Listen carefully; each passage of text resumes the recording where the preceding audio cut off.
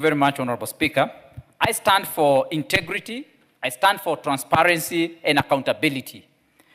Honorable Speaker, if this system was to help this country to enhance its transparency and accountability, I would be the first person to vote for it and to support it.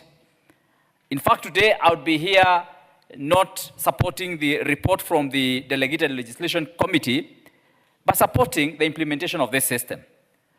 But Honorable Speaker, it is not lost to me that when the team from Treasury went to brief the executive on their willingness and readiness to do a piloting of this system in this country, the executive ordered that even before the piloting is done, the system is rolled out.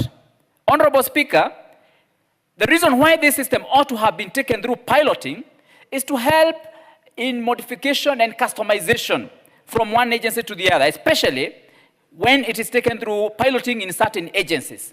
Honorable Speaker, that would have helped us to refine the system, to help us understand what are the misses and what are the wins of this system.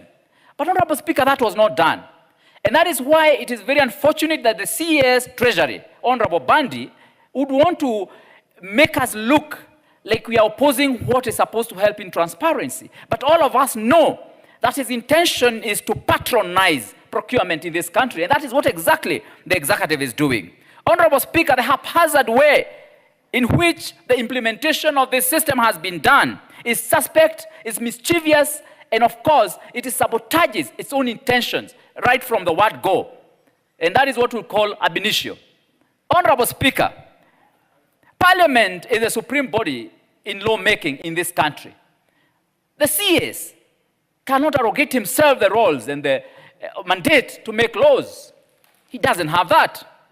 Honorable Speaker, it is the judiciary that should be able to adjudicate all the issues judiciously in this country.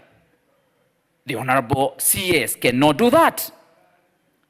Honorable Speaker, why is the CS so ignorant about the technical challenges that we have in this country? For this system to have been implemented, we ought to have rolled out fiber optic and the internet across the country, Honorable Speaker. I know this might have been promised by the President at some point. And by the way, I'm taken aback. Could it be that the CS Treasury genuinely believed that the whole country is now connected to internet? Honorable Speaker, the Honorable CS must understand that there is difference between what is promised and what is said on podiums and in political rallies at the top of the cars from the reality on the ground. Mambo kwa ground ni tofauti.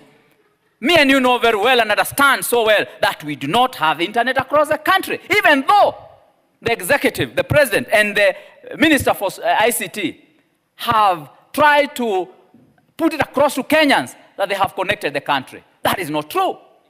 We know that has not been done.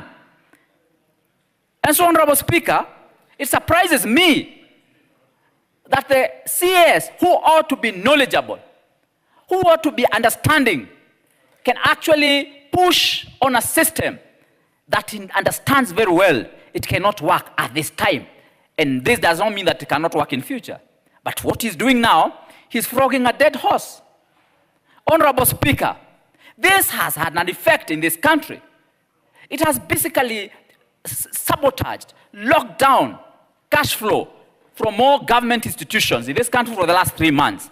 And no wonder Kenyans don't have money in their pockets against what had been promised by this government that is going to be putting money in the pockets of Kenyans. Honorable Speaker, the reason why Kenyans are suffering today, the reasons why Kenyans have no cash flow, there is no liquidity in the country, is because there is no money flowing out of government through the supplies. And you know government is the biggest consumer and the biggest buyer in the country. Honorable Speaker, we must remedy this and unless we want to look at our country going down the drain. Honorable Speaker, I submit. Thank you very much.